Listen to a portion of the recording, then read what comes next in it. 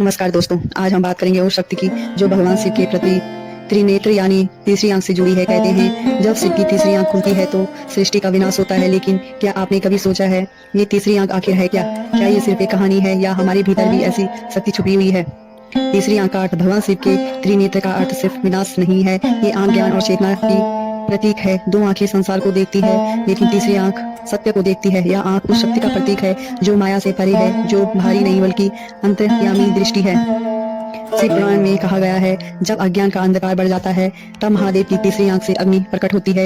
ये अग्नि अज्ञान, अहंकार और पाप को जलाती है। इसीलिए शिव की तीसरी आंख को जागृति की अग्नि कहा गया है। जिसे हम विनाश समझते हैं वह असल में आत्मज्ञान की शुरुआत है। अगर हम विज्ञान की भाषा में देखें तो हमारे दिमाग में एक छोटी सी ग्रंथि होती है, पिनियल ग्लैंड। यही तीसरी आंख का भौतिक रूप मानी जाती है। ये ग्लैंड हमारी नींद, विचार और आंतरिक चेतना को नियंत्रित करती है। वैज्ञानिकों के अनुसार जब यह ग्लैंड सक्रिय होती है तो व्यक्ति की अंतर्ज्ञान शक्ति बहुत बढ़ जाती है। वह चीजें महसूस कर सकता है जो सामान्य आंखों से नहीं दिखती। योग शास्त्र के अनुसार तीसरी आंख का संबंध आज्ञा चक्र से है जो दोनों भवों के बीच स्थित होता है। कहा गया है जब साधक ध्यान में इस बिंदु पर एकाग्र होता है तब धीरे धीरे तीसरी आंख की शक्ति जागृत होने लगती है। इससे व्यक्ति को दिव्य दृष्टि, आंतरिक शक्ति और शांति और आत्मबोध की अनुभूति होती है।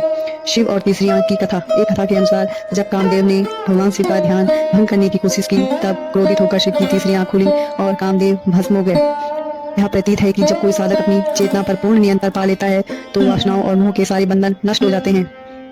कहते हैं जब किसी व्यक्ति की तीसरी आंख खुलने लगती है तो उसके विचारों में स्पष्टता आने लगती है। वह दूसरों की ऊर्जा महसूस कर सकता है, भविष्य के संकेत, सपनों में सच्ची झलकियां और अद्भुत शांति। ये सभी तीसरी आंख की जागरण के लक्षण हैं। लेकिन ध्यान रहे, तीसरी आंख का जागरण कोई खेल नहीं। अगर मन और जीवन में संतुलन न हो तो यह शांत शक्ति व्यक्ति को भ्रम या डर की स्थिति में भी डाल सकती है। इसीलिए गुरु या साधना के मार्गदर्शन में ही ध्यान किया जाता है। तीसरी आंख सिर्फ शिव की नहीं, हर आत्मा की शक्ति है। जब हम भीतर की आंख खोलते हैं तो बाहर की दुनिया छोटी लगने लगती है, क्योंकि असली प्रकाश तो हमारे अंदर है। तो दोस्तों, अगली बार जब आप भगवान शिव का चित्र देखें, उनकी तीसरी आंख को केवल विनाश की आंख न समझे। वह ज्ञान की आंख है जो अंधकार मिटाकर प्रकाश लाती है। हर मनुष्य में यह शक्ति है, बस उसे पहचानने की जरूरत है। हर हर महादेव।